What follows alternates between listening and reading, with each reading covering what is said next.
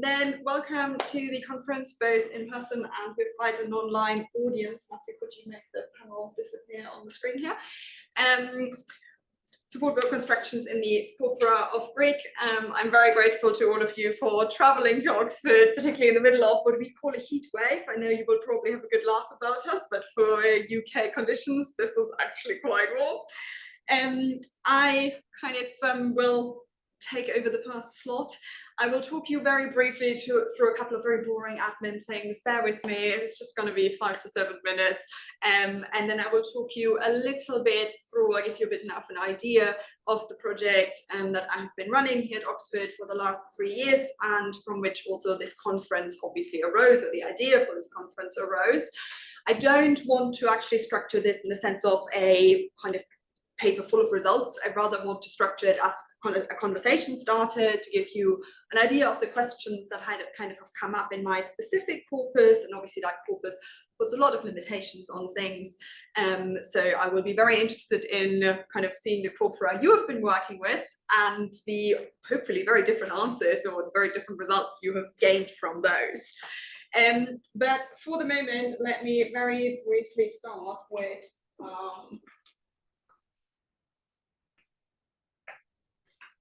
the very boring admin things to get through. So first of all, I apologize honestly for this, but if my student helpers haven't taken a photocopy of your passport and visa, please do contact them at the break. I know this is incredibly awkward and I can only apologize for that. We all live in this post-Brexit world, unfortunately. Two slightly less frustrating things. You will have noticed that building access is card access only. The receptionist is going to be here until 5 today, but my student helper Holly will be here tonight for the lecture, so none of you should end up in front of the building and not get in. Please don't worry, we will come, we will get you, but kind of it is card access only. So that kind of just to make sure no one worries. The second thing, welcome to the UK. I have to very briefly tell you about the fire exits. So the obvious fire exit is to my left. Please exit through the door to my left and through the door that you came in through, ideally. It shouldn't be so hard, right? Through this door, the other door, down the stairs, and just cross the road and go somewhere there. If for whatever reason that fire exit is now not accessible, there are 2 more, fear not. So again, through the door to my left, either you can then turn right through the set of doors, down the stairs and out. The fire door is marked as such, you can't get it wrong.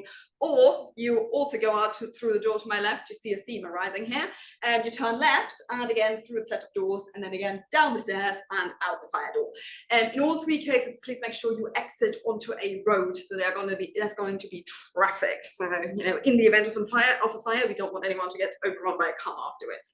So that for your personal entertainment and because you have been waiting for this traveling to the UK. Right, good. So more important things, bathrooms, in case you haven't found them yet. Again, out through the door to my left, you turn right, and now here's the tricky part. So for the ladies, up the stairs to the left, for the gentlemen, down the stairs to the left. So ladies, up the stairs to the left, gentlemen, down the stairs to the left. I know this building is complicated, but it would not be fun if it wasn't, right? So that's where the bathrooms are. Drinks in the lecture theatre. I know it is very warm today. We've put water here. We've also put water here. If you want any, please do take water. The Center of Hebrew and Jewish Studies, who's hosting us for this conference very, very kindly, has asked that we please don't bring food into the lecture theatre. So you're welcome to have water. You are also welcome after the break to bring your coffee into here. That's absolutely fine. But please don't bring any food into here. That's just due to the hosting arrangement. Coffee breaks, we have one this afternoon, we have one tomorrow morning. They will be downstairs. Don't worry, we will show you where this is. This building is a bit of a maze, I know, but I promise we will not lure you into the basement and not let you out again. You just go down the stairs and we'll show you where the break room is. So fear not, we do have coffee, we do have biscuits. They're just not out in the open right now at the moment. Yeah, conference dinner tonight, as I wrote, at kind of 8 p.m. at the Red Lion. The idea would be that we just walk all together over there, because then you don't have to worry where you go. It's a really short walk, something like 5 to 7 minutes from here. But I think if we just all walk together after the keynote lecture, that should work out just fine. I will repeat that tonight. So the security service is going to come at about 7:30-ish and lock the front door. So tonight we are going to exit through the side door. Please no one try to exit this way. So I will repeat that tonight. Don't worry, this seems like a lot of information is thrown at you about the building and the access options. But yeah, so that is tonight. We're obviously running the conference hybridly. We have quite a large Zoom audience signed up, for whom probably this was now incredibly boring. I apologize. So we will try our best to kind of obviously integrate both the in-person and online participants, also in the question and answer. I hope this will work out quite nicely. And I will stop with the admin aspects here. Anything about the publication stage I will talk about tomorrow at the very end, because I don't think you need to know about this right now. We can just delay that until tomorrow, once we have actually had 2 productive days, obviously. Okay, right, with this, here's the program for today. You will notice that the last talk before our keynote at 4:40 is unfortunately cancelled. You have a bit of a break there to enjoy the sunshine or check out the St. Giles Fair or do something along those lines. The speaker sends her apologies. There was a kind of medical emergency. She is undergoing treatment for that and unfortunately cannot present the paper. So there's a bit of a gap. I hope you take that as a welcome rest after travel, etc. Yeah, sun should be shining. So that's the only change to the program. Otherwise, I think this is all what you expected. I will bore you a bit longer with talking about my own project, and then I will hand over to all of you who have worked on very different corpora, I hope. Okay, good. With this, let me continue basically to the more interesting part now that we're through the admin bit. So the project I've been running here at Oxford kind of was called Giving Gifts and Doing Favours, Unlocking Greek Support Verb Constructions in Classical Literary Attic. And it was completely focused on Classical Literary Attic, which obviously as a corpus brings up quite a lot of limitations. Hence why kind of once I got sort of to the end, it's another 7 months, a couple more months to go. But once I got to the end point, I kind of thought it would be nice to explore what people have done in other corpora, because most likely you've asked very different questions. You were able to ask very different questions from the ones I could ask. So yeah, I will, as I say, tell you a little bit about what I've done, what the corpus is like, what kind of data set I've produced, and what kind of playing around you could do with this data set afterwards. And then I will tell you a little bit about 3, hopefully, conversation starters also for the question and answer sessions after each paper. And don't worry, this is why I said instead of a summary and conclusion, I will actually not give you a summary and conclusion, but hopefully we will just start into the conference. I will, however, start actually by telling you for about 2 slides what I understand by support verb constructions, primarily to make sure that we are actually on the same page. Like by reading already your abstracts, I know that even over the course of the next 2 days, a lot of definitions will be used, brought forward, advanced, etc. And I think kind of to a certain extent they will overlap, but to a certain extent they also differ. So I thought I'd start by telling you what I, for the purposes of this project, took support verb construction to mean, what I included and what I excluded. And that hopefully can also serve as a foil to kind of compare and contrast over the next 2 days. It's obviously also to a certain extent to encourage you to think about to what extent your approach compares or kind of contrasts with the approach I have taken for this project. So for me, support verb constructions are combinations of a verb and a noun, something like to make a suggestion that fill the predicate slot of your sentence. They sit at the syntax lexicon interface and hover a little bit kind of into both directions with some being more lexical and others more syntactic. And they also then kind of obviously form quite an internally heterogeneous group of constructions. Now, exactly because they sit at the syntax lexicon interface. Yeah, sorry. Well done, Matthew. Thank you.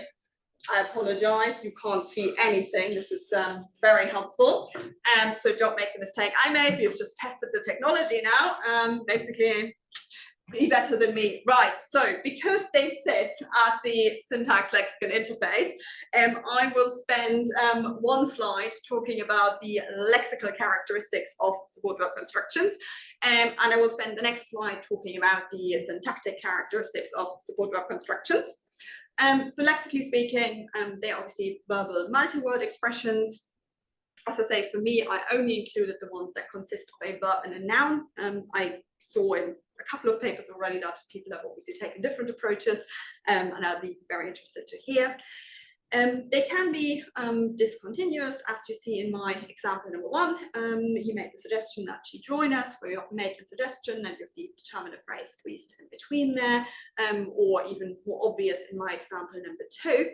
Now in English, that discontinuity is obviously quite constrained by our strict subject-verb-object word order.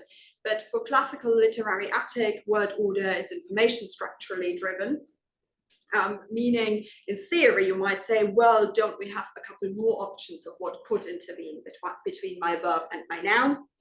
At least in the corpus I worked with, they do tend to kind of reflect the principle of iconicity, that items that functionally belong together also tend to appear close to each other in the surface representation. Secondly, support verb constructions are obviously variable. You already see that in numbers 1 and 2 on the slide, right? You can swap out the support verb between to make a suggestion and to have a suggestion, as long as you knew or the support verb you want to fill in is still part of the collocational range of your predicative noun. You can also add or change any determinative phrases or attributive phrases with the predicative noun.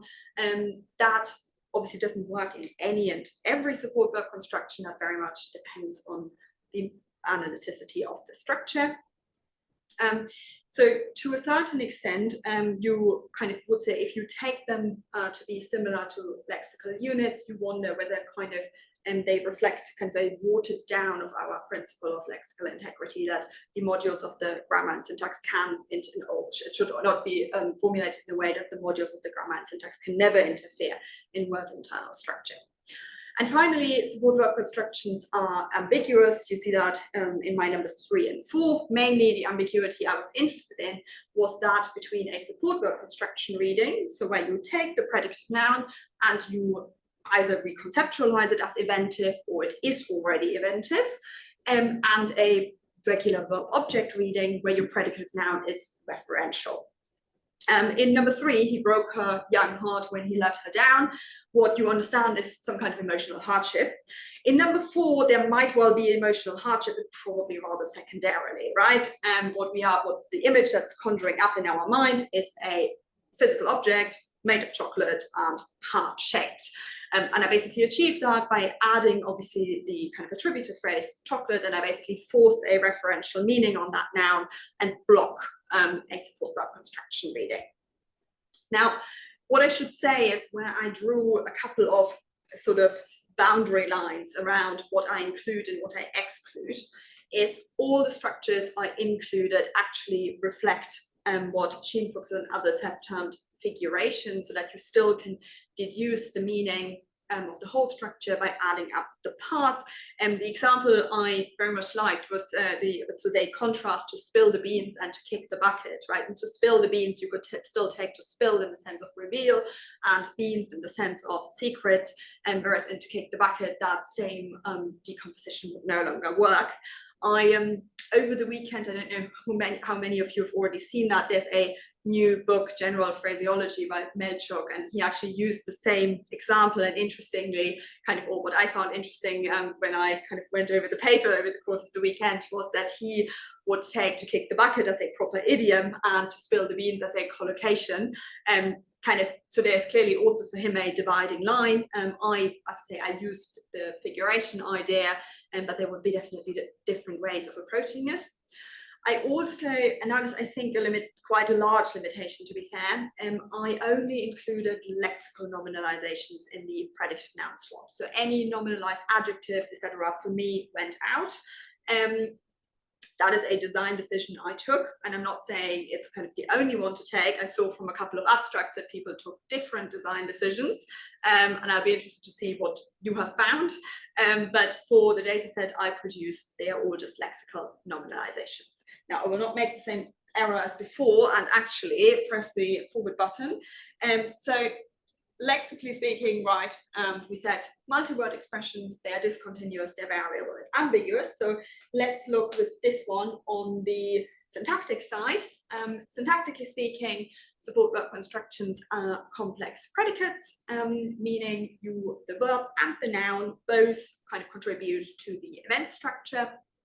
Remember we said, or for me at least, your predicative noun basically either needs to be eventive or it needs to be reconceptualized as eventive, and your verb profiles the subject component.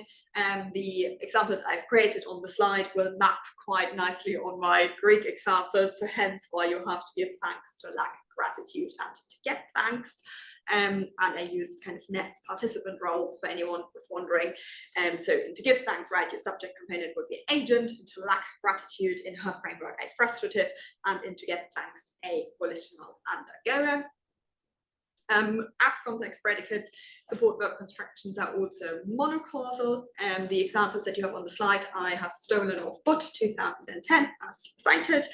So where you have Nadia led Yasin cut the plant as your monocausal option, and Nadia told Yasin to cut the plant as your bicausal option. And finally, kind of what you will see, or what we probably have all seen obviously, for Greek, is that your predicate noun is usually marked like any other object, right? In a accusative case, in most cases, or then in a dative and genitive if the valency of the verb kind of dictates that. And however, while being morphologically marked like this, this predicate noun doesn't behave like any other object. And there's a nice paper by Mark Antonato and Samaridi who kind of have the idea to introduce almost an additional theta role for this predicative noun. Whether you agree with the label or not doesn't really matter. But what I have been asking myself, if we want to gloss these examples, should we actually gloss the predicative noun like any other object, or should we actually change something in the glosses? Because it doesn't tick the boxes of objecthood. It is obviously part of the predicate phrase. So syntactically speaking, right, they're complex predicates, shared event structure, they're monocausal, and your predicative noun does not behave like an object. I have two examples from like my corpus on the slide, and I will not make the same mistake as before. See, I'm showing you how to use the technology properly before anyone is actually giving a full-on paper here. So the first one is from the corpus of texts I worked with, that is from Plato's Phorgias. The support verb construction is Karen and Echo, so literally I have gratitude, or here in the future I will have gratitude, I will be grateful. There's a window. Oh, Matthew, is there a way we can get the black window out of the way? Sorry. Can you get that? Yeah, thank you. No, that's completely over the text, otherwise you can't read what's going on here. Okay, so the support verb construction itself is continuous. You basically kind of have the verb, the predicate noun and support verb right next to each other here, Karen and Echo. It is then the predicate noun is varied by means of two attributive phrases. I set them in red, so pollen, a lot of gratitude, or isen, equal gratitude. These are discontinuously joined, but as we said, kind of word order is information structurally driven, not syntactically driven, so that is not a problem. I'm also actually in this example not at all worried about ambiguity. There's nothing that kind of forces a referential meaning on the predicative noun. So that is the kind of example from Plato's Phorgias. Now the second example is actually from a post-classical magical papyrus. And the reason I've chosen it is one, to show you kind of in a very small, tiny little context, substituting the support verb, right? In the first one from Plato, we had echo, to have, and in the second one, we have didomi, to give. Secondly, I wanted to show you that obviously, because we don't have any kind of strict subject verb object word order, we can have things like pronominal indirect objects intervene between the verb and the noun. You have moi, right, do a favor to me. That is what we put between the verb and the noun. And thirdly, you see kind of the word order pattern, actually, even in this later Greek papyrus, there's no strict word order pattern for support verb constructions. They're not always support verb predicate noun or predicate noun support verb. I'd be really interested to see whether that is different in other corpora. In my corpus, I found that support verb construction and actually word order wise pretty much stick to the rules of kind of otherwise the information structurally driven word order. But I'll be interested to see, particularly what people found in post-classical corpora, whether that kind of changed over time, obviously. So that is where we are. With this, I hope you have an idea of what I call a support verb construction. And as I say, kind of, I don't think we will all agree. I'm pretty sure there will be major disagreements over the next 2 days. I hope that will result in lively discussions. But yeah, that is what I did for my data set. Now, to quickly show you what the data set was, and the corpus of texts I worked with is here. So I had a 500,000 words corpus of classical literary Attic, and they are all non-poetic texts, kind of historiography, oratory, and prose to more or less equal extents. Right, I mean, you know, we all know how difficult it is to get this kind of ideal balance in a corpus language. So it's not ideally balanced for any statistical aspects. You do need weights. It doesn't work otherwise. I also tried to obviously include always various authors in each kind of sub-genre, as it were, in order to see whether there is something idiolectal going on. What I've done with that corpus is I took actually 20% of it, 100,000 words, and annotated them manually for support verb constructions, so using quite a deterministic approach. If there's anything beyond the 2 slides I've shown you, obviously do by all means ask. So for this, I call it the test sample, I basically know about every support verb construction. And based on that test sample, I then kind of defined a range of support verbs, or what I count as a support verb in this specific corpus inductively, and everything else would be for me a verb of realization. The term is borrowed from Melchok's 2004 paper and translated into English. So, you know, I apologize for butchering it probably. But it kind of, the idea is, right, you have support verbs that kind of are semantically reasonably empty, and then you have these verbs of realization that syntactically behave in the same way, but are semantically, or have slightly more semantics still in them. So that is basically what I wanted to, or that is why I kind of applied that distinction. I am not kind of, you know, in any way insisting on the term. If we find a better term over the next 2 days, by all means, I'm happy to adopt it. In the rest of the corpus, I didn't annotate the rest of the corpus manually, but kind of I basically did that semi-automatically. So I defined not just the range of support verbs, but also obviously I decided on a group of predicate nouns that I selected for further analysis, and I then basically searched from the predicative noun. So you can see kind of that outside this test sample, there are obviously also limitations on what examples I have in the data set. I did that because I basically adopted Camber's and Gross' idea of like prototype semantics. So I built like support verb construction families around predicative nouns. That's one design decision. I'm sure, I know from the abstracts, people have taken very different design decisions, but that was the one I took for this sample. It also made it obviously possible to kind of get through the sample. Like, you know, classical literary Attic is reasonably well accessible, actually. I'm sure people that work with papyrological corpora kind of wouldn't have had even the options that I had for this corpus. The data set is then kind of, I recorded that in a in a database. The kind of, it's annotated obviously for the passage. I have a random example on the slide, very beautifully in yellow here. I apologize for that, it's not as bright on my computer. So I have the passage in there, obviously, kind of, then I have a lexicon tab in order to make it easy to kind of then also implement that in a dictionary afterwards. So kind of the support verb, the predicate noun, any compulsory determiner phrases, attributive phrases, the obligatory free text comments box, which then haunts your dreams afterwards, and then kind of like a box for deciding whether it's a support verb or verb of realization. Then there's obviously kind of, they're annotated for the morphology of the support verb and the predicate noun, for the syntax, any adjuncts or arguments are listed. I have a semantics tab for basically the subject component, any syntactic object, and the predicate noun. Sententiality wise, how do they fit in best writers framework. Then I was interested in intervening material, both how many items, but also what type of item, both morphologically and syntactically.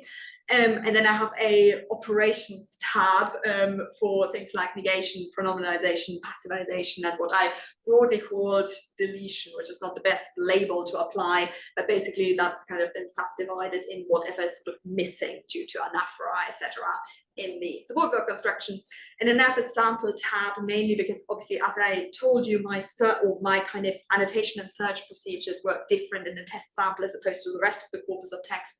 So when you afterwards want to do any statistical analysis, you need to be reasonably sure kind of what you actually have. So I can kind of slice this then. But yeah, that's the data set I have. There are about 2,000 kind of support verb constructions recorded. And yeah, I think quite a lot to play with. You will hear after me, Vula, Julie talk about probably a less manual and more advanced version of annotating such a corpus, but I believe it's a modern Greek corpus, so there were certain limitations due to this being a corpus language here. Okay, right, and with this, as I say, I don't want to actually kind of go through any results or in that sense of the project. I'm sure they will come up over the course of the next couple of days in discussions, but rather I thought I could very briefly put like 3 things into your minds to think about for the Q&A sessions, things that kind of I found quite thorny issues, at least for the corpus I worked with. Kind of one question I was asked very frequently at conferences or at seminars when I presented on my topic was the relationship to any kind of base verb constructions or simplex verbs.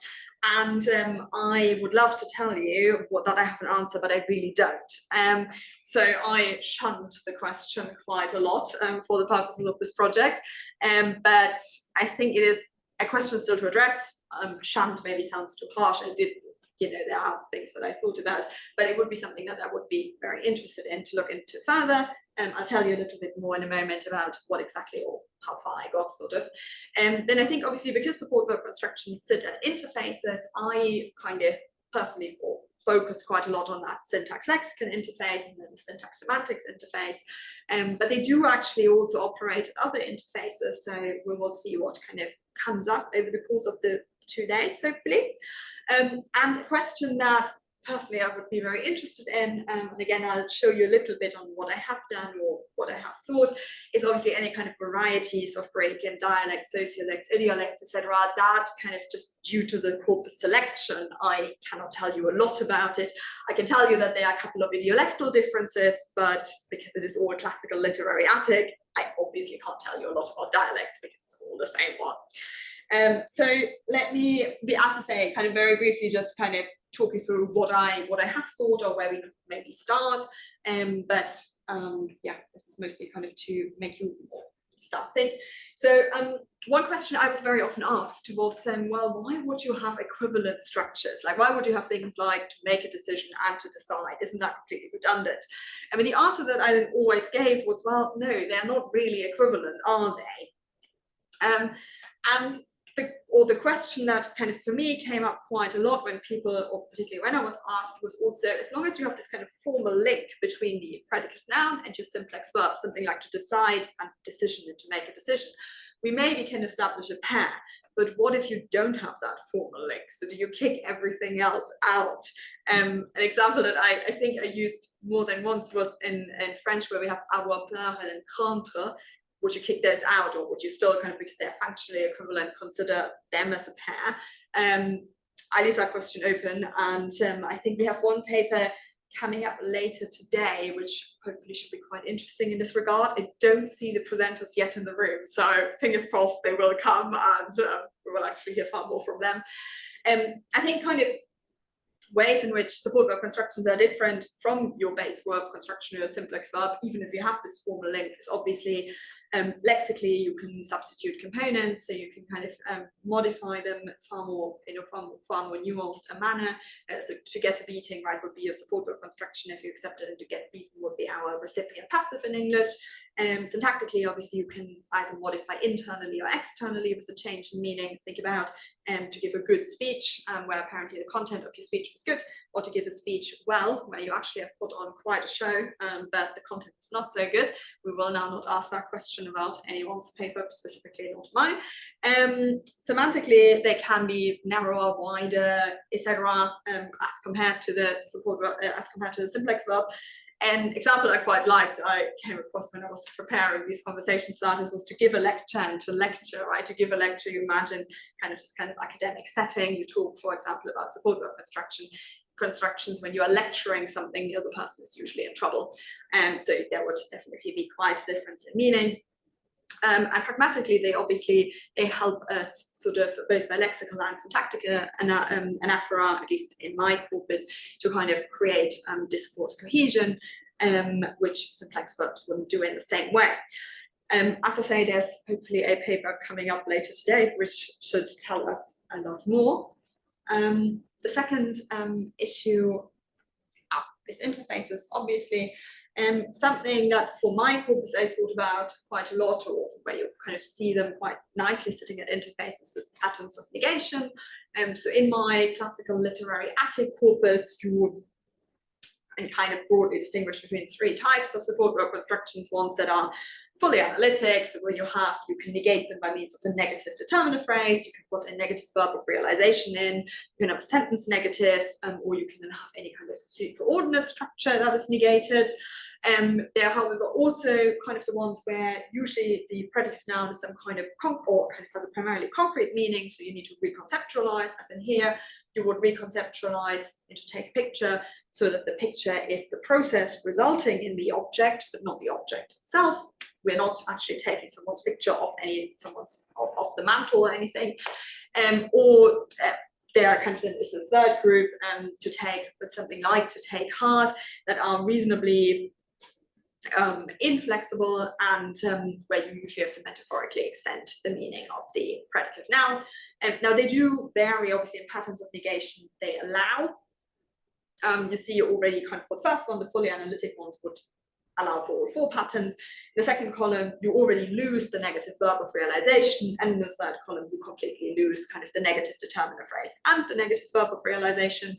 And while, you can think about what interfaces play into that, to a certain extent, you can obviously think about the syntax lexicon interface. To what extent do you kind of allow for modifications kind of due to the kind of internal structure of the support verb construction? You can think about the syntax semantics interface. To what extent do these kind of patterns of negation differ in meaning? Or I was also wondering whether you can, particularly with the kind of superordinate negative, think about the syntax pragmatics interface. So when you negate not really the propositional content, but the presupposition, does that change the flow of the narrative? But that is, as I say, again, just to put something into your mind. And obviously, as the last kind of sort of conversation starter, the last thing to think about, I think we have quite a lot of interesting papers coming up for this, to think more about dialects or varieties of Greek. We do know for modern languages that support verb constructions definitely vary. Think about the very nice, I will to have a shower as opposed to take a shower, where have a shower would be the UK variant and take a shower is more the US variant. that definitely happens. I can tell you that it happens in 4th to 6th century Egypt, in the Greek variety spoken there, but I'll be very interested to hear what happens in other corpora. You do have a couple of kind of register-related distinctions for support verb constructions. Again, kind of something that you find in the literature is to make a comment as opposed to make a contribution. But to make a comment would be more the spoken variant, to make a contribution the written variant. I know every native speaker in the room will now make a huge effort to use make a contribution in speech over the next 2 days. So good luck with that. We will see how the community reacts. And you do have obviously any kind of idiolectal changes to a certain extent to support verb constructions. One that you observe again kind of in 4th to 6th century Egypt in bilingual corpora is that you overuse the verb to do or to make when you kind of apparently don't know the exact kind of colloquy. You kind of overuse this verb to do or to make. I try to model that with let's make a step. That hopefully sounds a bit off to you. In English, we would want to have take instead of make, but yeah. There's one paper this afternoon about Kraumai in the Hippocratic corpus, so that's a more technical corpus, definitely. So we'll see what that brings. And then there's also one paper tomorrow on Karen and Oida in Atticus Lexica. So again, a more kind of technical register. Yeah, and basically, as I say, I will not continue to a summary and conclusion, but I would actually say let's get started into the papers. I hope it will be an interesting 2 days, and I hope the 3 discussion points or conversation starters will come up plentifully in the Q&A, basically. Right, thank you for listening, and we'll go into the first paper.